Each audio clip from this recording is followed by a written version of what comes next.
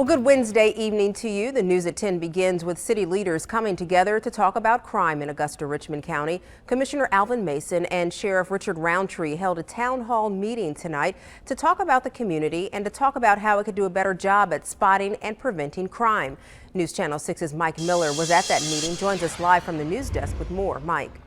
Thanks a lot, Kim. Yeah, well, a few weeks ago when neighbors held a vigil for the Jones family, Commissioner Alvin Mason spoke out against those in the community who are not acting like neighbors. Tonight was a follow-up to that speech. The Commissioner and Sheriff Roundtree talked about ways to make Augusta a better place to live in. Dozens of people packed into the Diamond Lakes Community Center to hear how the Augusta Commission and the Richmond County Sheriff's Office are working together to keep people safe. Samuel Walker showed up to learn how neighborhood associations can do a better job. There is a crime problem, but it's a lot of small crime like breaking into homes and stuff. It's not a major like murder and crimes like that, but small time crime that even if it's small, it can escalate into something large.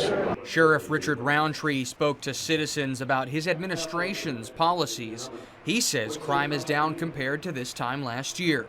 But Commissioner Alvin Mason says there is still more work to do. Crime is totally unnecessary, period. But you're talking about the brawl downtown. I mean, that was so embarrassing to this city. You're talking about a mugging on the Riverwalk where we're trying to get people to come and patronize Augusta-Richmond County.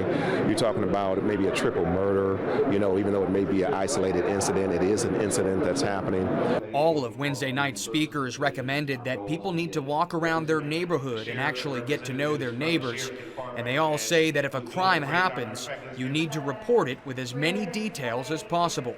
Together we can do it. Individually we cannot. Walker agrees with that statement.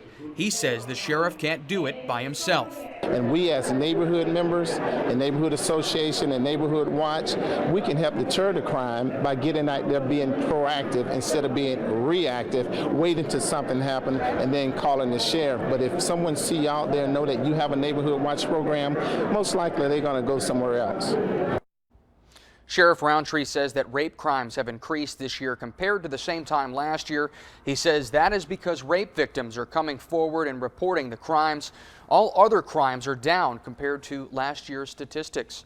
George.